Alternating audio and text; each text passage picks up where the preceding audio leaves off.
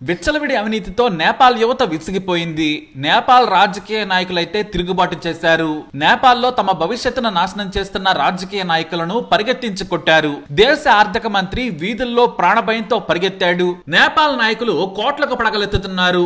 ఒక్కడ నాయకుడైతే చాలు, వాళ్ళింట్లో వాడి కొడుకు ఎమ్మెల్యే, వాడి బిడ్డ ఎంపీ, వాడికి ఇంకో కొడుకుంటే మంత్రి, ఇక వాళ్ళ మేనల్లుడు, బావమరిది, మరదలు, మేనత్తలు, ఇలా తెలివి తక్కువ కొడుకులంతా జనం మీద పెత్తనం చేస్తూ ఉంటారు. ఏంటి వింటుంటే మన దేశంలో కూడా ఇంతే కదా అనుకుంటున్నారా? అంతే అంతే. ప్రస్తుతానికైతే నేపాల్లో కూడా అంతే. ముఖ్యమంత్రి అయ్యాడంటే వాని కుటుంబం మొత్తం ఎమ్మెల్యేలు, ఎంపీలు, మంత్రులు, ఒక్క ఇంట్లో 4-5 రాజకీయ నాయకులు. పోనీ సేవలు చేస్తారా అంటే అది లేదు. పైగా ప్రజలే మమ్మల్ని ఆశీర్వదించారని సొల్లు పురాణం చెబుతారు. ఇలా తిండికి లేనోడు, టీకి డబ్బులు లేనోడు కూడా కోట్లకు పడగలెత్తిన వారిని చూసి నేపాల్ యువత విసిగిపోయింది. జనం సొమ్ముని సిగ్గు లేకుండా దోచుకుంటున్నారు నాయకులు. ఒక్కొక్క నాయకుడి చెప్పుల ఖరీదే 1,00,000కు పైగా ఉంటుంది. ఇటు చూస్తే ఏడాది మొత్తం కష్టపడ్డా కూడా సామాన్యుడికి ₹1,00,000 కూడా రావడం లేదు. ఇదే తీరుతో నేపాల్ యువతకు మండిపోయింది. పాత తరం భయపడిందేమో, మేము భయపడమంటూ సోషల్ మీడియాలో నిలదీయటం మొదలు పెట్టారు. ప్రధాని నుంచి ఎమ్మెల్యే, ఎంపీ వరకు నీ బతుకు ఒకప్పుడు ఎలా ఉందిరా? ఈ సంపాదన ఎలా వచ్చింది? మాకు ఉద్యోగాలు ఎందుకు రావడం లేదు? నీ కొడుకు లగ్జరీగా ఎలా బ్రతుకుతున్నాడు? నీ బావమరుదులు కూడా నాయకులేనా?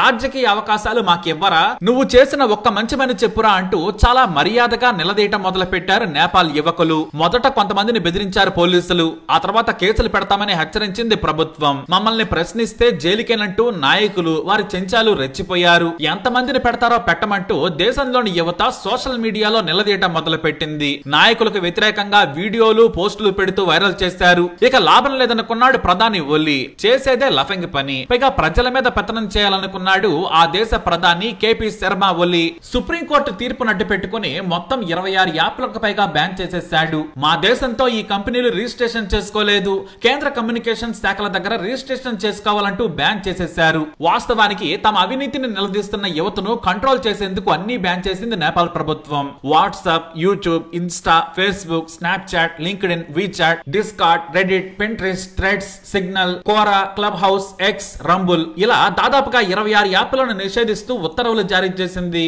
అప్పటికే కాక మీదన్న యువకులు రోడ్ల మీదకొచ్చి ఆందోళనలు మొదలు పెట్టారు. జంజీ యువత అవినీతికి వ్యతిరేకంగా పోరాటం మొదలు పెట్టిందని బ్యానర్లు తయారు చేసేశారు. మరీ ముఖ్యంగా నెపో బేబీస్ కు మేము వ్యతిరేకం అంటూ ఆందోళనలు మొదలైపోయాయి. నాయకుల పిల్లలు, అలాగే చుట్టాలకు వ్యతిరేకంగా ఉద్యమం తీవ్రతరం చేశారు. అయితే తుపాకులతో బెదిరిస్తే భయపడతారని ముందనుకున్నాడు ప్రధాని ఓలీ. ఏకంగా సైన్యాన్ని రంగంలోకి దించాడు. మొదట రబ్బర్ బుల్లెట్లు ప్రయోగించాడు. కానీ విద్యార్థులు ఎక్కడా వెనక్కి తగ్గలేదు. ఎలాగూ అధికారం ఉందని కాల్పులకు ఆదేశాలు ఇచ్చేశారు.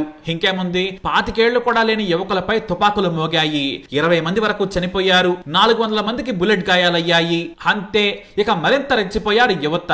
ఎంతమంది నన్ను చంపుతారా మీ సైనికులు అంటూ ఎదురు తిరిగారు. అప్పటి వరకు ఇంట్లో ఉండి చూస్తున్న యువకులు కూడా రోడ్ల మీదకు వచ్చేశారు. దీంతో విద్యార్థులు, యువకులు ఆందోళన చేయొద్దు, అన్నింటిపైన బ్యాన్ ఎత్తేసామని ప్రకటించారు. అలా ప్రకటించిన గంటలోనే యాప్స్ అన్నింటికి యాక్సెస్ వచ్చేసింది. కానీ ప్రధాని కేపీ శర్మ ఓలీ యువతకు నీతులు చెప్పాడు. తన వెనకున్న తన మంత్రులు, నాయకుల అవినీతిని పరోక్షంగా వెనకేసుకొచ్చాడు. సొంత నీతులు చెప్పి మరీ వారి ఆగ్రహానికి గురయ్యాడు. కామ్ గా ఉంటే సరిపోయేదేమో. సోషల్ మీడియా కోసం జరుగుతున్న ఆందోళనలు, విమర్శలను ఖండిస్తున్నాను. దేశ స్వాతంత్రం, స్వేచ్ఛ అన్నిటికంటే ముఖ్యం. చట్టాన్ని ధిక్కరించడం సరికాదు. మన సార్వభౌమత్వాన్ని అగౌరవపరుస్తారా అంటూ నిలదీశాడు. యువతకి మరింత కాలింది. మేము ఇంతకు ముందు చేసింది సోషల్ మీడియా కోసం కాదు, మీ అవినీతిని తట్టుకోలేక.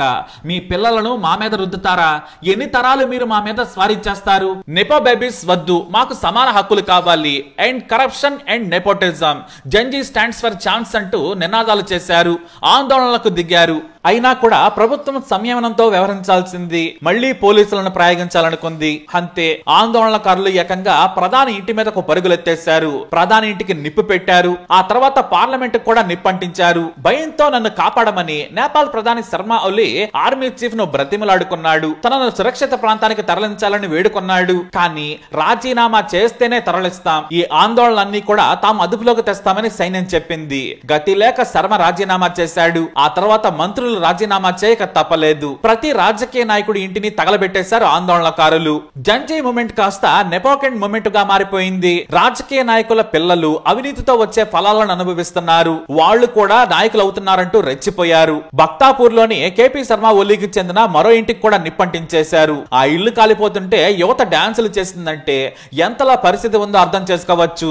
ఇక శర్మ రాజీనామా చేసినట్లు ప్రకటించినా కూడా ఆందోళనలు తగ్గడం లేదు. మరోవైపు వివిఐపీలను మంత్రులను ఆర్మీ హెలికాప్టర్ల ద్వారా సైన్యం ఉండే ప్రాంతాలకు తరలిస్తున్నారు. కొంతమందిని త్రిభువన్ అంతర్జాతీయ విమానాశ్రయానికి సైన్యం తరలించింది. 300 మంది సైనికులను అక్కడ మోహరించారు. అంతేకాదు నిషిద్ధమని బోర్డులు పెట్టి పహారా కాస్తున్నారు సైనికులు. హెలికాప్టర్లన్నీ త్రిభువన్ ఎయిర్పోర్ట్ లోనే తిరుగుతున్నాయి. కాట్మండ్ ఆర్మీ బ్యారక్స్ లోనే మంత్రులు సహా వివిఐపీలు తలదాచుకుంటున్నారు. వారి ఆస్తులు సహా అన్ని మంటల్లో కాలిపోతున్నాయి. కానీ ఏమీ చేయలేని పరిస్థితి. మరోవైపు ఆందోళనల వద్దని ఆర్మీ ప్రకటన చేసింది. మిలిటరీ రంగంలోకి దిగి యువతను బ్రతిములాడుకునే పనిలో పడింది. ఎందుకంటే కాలేజీ విద్యార్థులు యువత మాత్రమే ఈ ఆందోళనలో పాల్గొంటున్నారు. పోలీసులకు బుల్లెట్లకు సైనికులకు ఏ మాత్రం భయపడటం లేదు.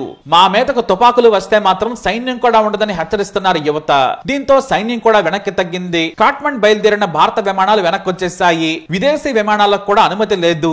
దీంతో ఎయిర్పోర్ట్ ను మూసేసింది సైన్యం. చివరకు బంగ్లాదేశ్ మాదిరిగానే నేపాల్ సర్కార్ కూడా కూలిపోయింది. అవినీతి హెచ్చరిల్లితే ఎక్కడైనా ఇంతే, మరి తప్పదు. బహుశా మన దగ్గర కూడా నాయకుల వెచ్చలవిడి అవినీతికి భవిష్యత్తులో తన్నులు తప్పవేమో. ఎందుకంటే మన దగ్గర పిడికెట్ కుటుంబాల దగ్గరే రాజకీయ పలుకుబడి ఉంది, పవర్ ఉంది.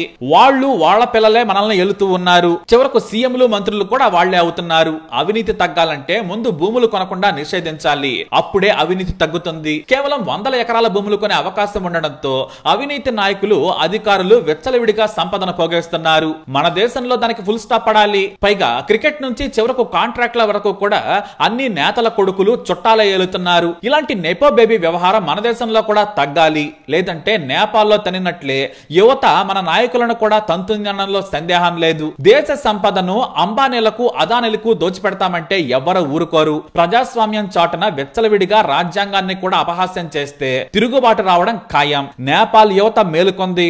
నాయకులు ప్యాంట్లు తడుపుకొని పారిపోయారు. ప్యాలెస్లు బుగ్గిపాలయ్యాయి. ప్రాణం ఉంటే చాలనే పరిస్థితికి వచ్చింది ఎవ్వారం. చివరకు నేపాల్ సైన్యం చేతుల్లోకి వెళ్లిపోయింది. మరి అవినీతి ఉంటే ఎక్కడైనా ఇంతే. మీ అభిప్రాయాన్ని తప్పకుండా కమెంట్ ద్వారా తెలియజేయండి. మన ఇండియాలో పరిస్థితి ఏంటి, మీరేమనుకుంటున్నారు? ఈ వీడియో అప్డేట్స్ కోసం మై ఛానల్ ఫాలో అవ్వండి. తప్పకుండా సబ్స్క్రైబ్ చేసుకోండి.